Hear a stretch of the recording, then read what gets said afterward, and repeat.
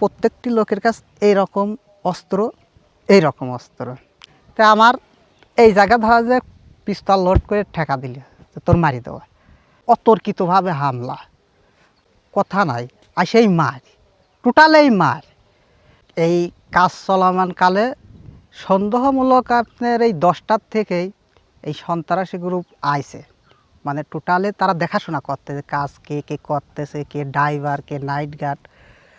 আমি ওই সময় ঢুকে ওই 10টার দিকে কাজ চলতেছে, আমরা খেতা কাপড় নিয়ে আইছি, তো শুয়ে থাকা লাগে তো আমাদের। তো এইখানে চর এলাকা, এখানে তো তেমন একটা মোটরসাইকেল দেখা যায় না, এলাকারই লোক, কিন্তু আনবান্তি 5-6 মোটরসাইকেল দুয়ারে পাক মারতেছে। প্রতিমধ্যে আমি একজনের কাছে বললাম এই মোটরসাইকেলগুলো দেখা যাচ্ছে, আর মনে করি নিশা পানির লোক টোক হতে পারে।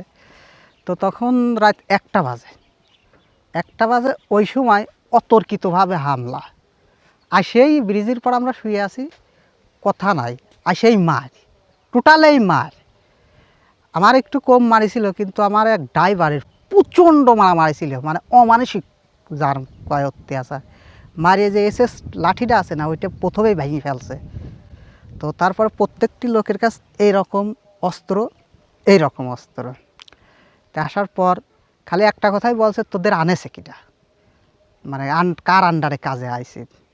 আমার এক নাইট গার্ড নিয়োগ দিয়েছে, আমি বললাম। আর ড্রাইভার যে ওইটা তো পুরা ড্রাইভার না, হেল্পার, ও তো আর কিছু বলতে পার না, ওইটার লেন ওর আরও মারেছে। খালি জিজ্ঞাসা যে তোরা কার আন্ডারে কাজে আইছে। তো প্রায় এখানে আধা ঘন্টা, আর দুটো ড্রাইভার তো পলানের সুযোগ পাইছে, মানে রাত্রে তো রাত 1টার দিকে, এদিক তো সরাসরি আর গাড়ি কাজ গিয়েছিল না, দুটো ড্রাইভার পলানের সুযোগ পাইছে, তবে ওদেরও ধাওয়া করেছিল। তো আমার এই জায়গা ধরা যে পিস্তল লোড করে ঠেকা দিলে তোর মারি দেওয়া। তো আর কয়জন আছে এদেরও বকতেছে, মারতেছে, এরকম করে আপনার প্রায় ব্যাটারি খুলল।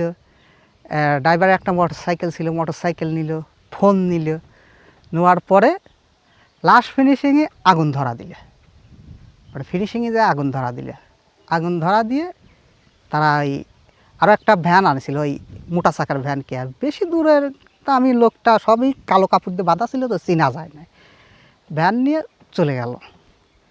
এরকম মারধর করে আর আগুন দিয়ে ওই খেতায় দিয়ে একটা পুরাইলে, আর একটা কম্বল দিয়ে পুরাইলে, মানে ওর তেল ঢালে দিয়ে পুরা দিয়ে চলে গেল।